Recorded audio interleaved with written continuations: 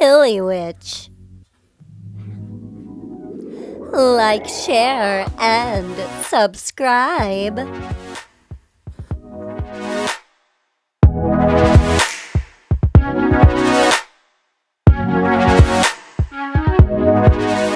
One bright moonlit night, Tilly Ipsy Witch, Queen of Halloween, stood atop her high mountain peak and sighed.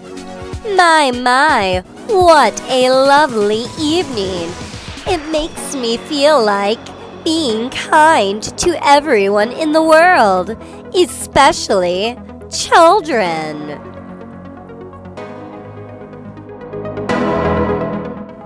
Now, for a witch to have such kindly feelings was, to say the least, quite a switch. Here it was, nearly Halloween, and Tilly was acting as if she were Queen of May. Her pet cat Kit hid behind a rock and yowled, "Meow, meow." "Now, Kit," said Tilly, "if boys and girls can have fun pretending to be witches, I don't see why I can't play at being happy and gay, just for a change."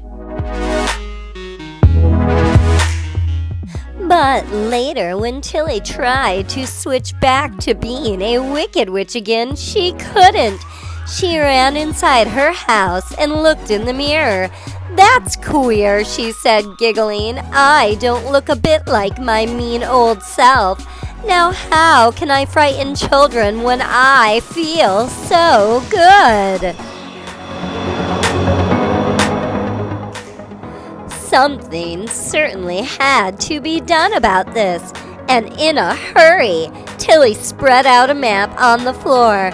"Maybe I ought to go see a witch doctor," she told Kit.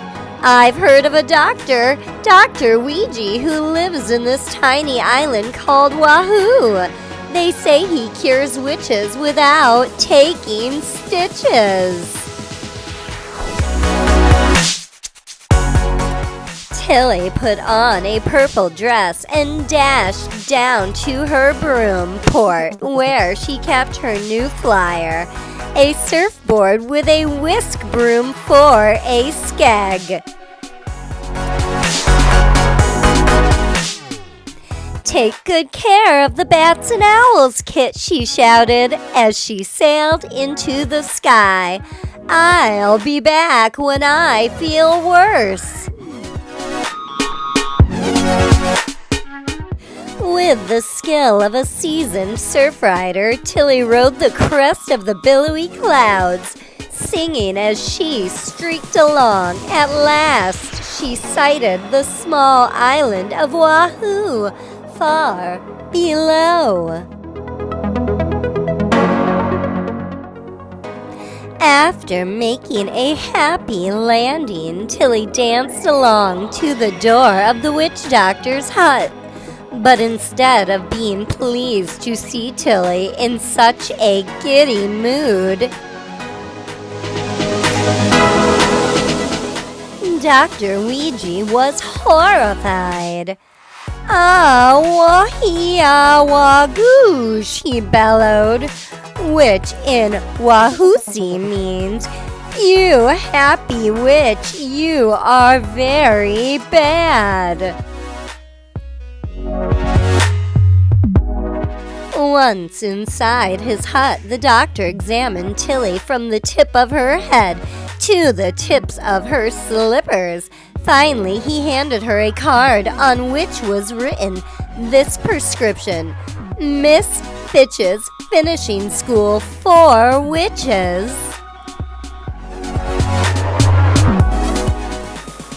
Tilly hardly needed to be told what this meant. She had to go back to school, the same school she had attended many years before.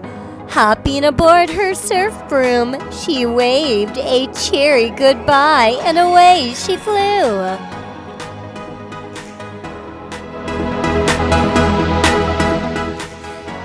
You can imagine Miss Fitch's surprise when she opened the gate and behold Tilly Ipsywich, her former prize pupil, standing there, smiling.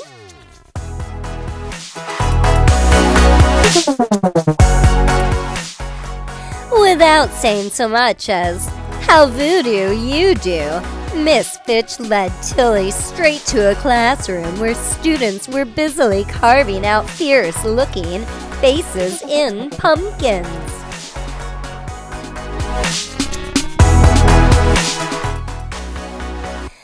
Tilly tried her best to be serious, but even during the class in black magic, she simply could not keep from giggling.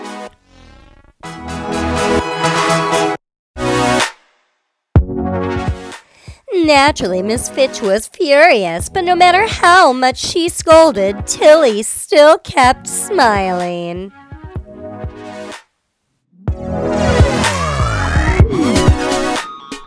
At cooking class that evening, Tilly behaved worse than ever. The student witches were learning how to mix a witch's brew, and each one was taking a turn at adding nasty tasting things to the pot.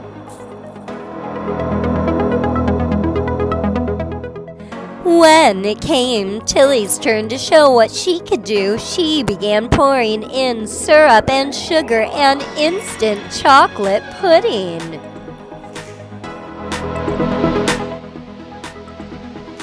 Miss Fitch shrieked, "Go to the corner this immediate and sit facing the wall." Poor Tilly was really in disgrace, and as if that weren't punishment enough, she had to wear a tall dunce hat.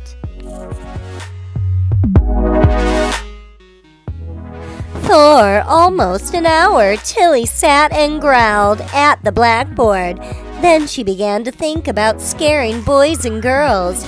But who would be frightened by a happy witch? They would only laugh at her, or even worse, they might stop believing in Halloween. The more Tilly thought of this, the madder she got, and the madder she got, the meaner she felt until...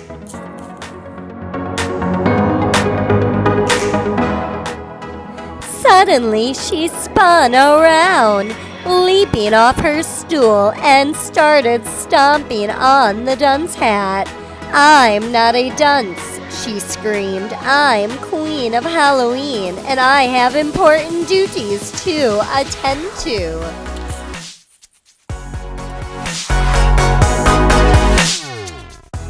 Racing outside, she hopped aboard her surf broom. Miss Fitch leaned out the window as Tilly sailed away. "Congratulations, Tilly," she called. "I knew you'd remember your duty. You're the best student I've ever had."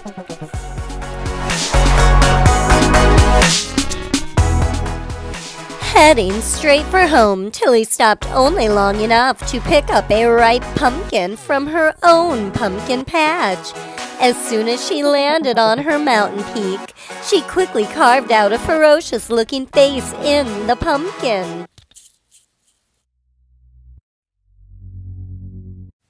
Then, placing it over her head, she crept silently up to her house and slowly opened the creaky door.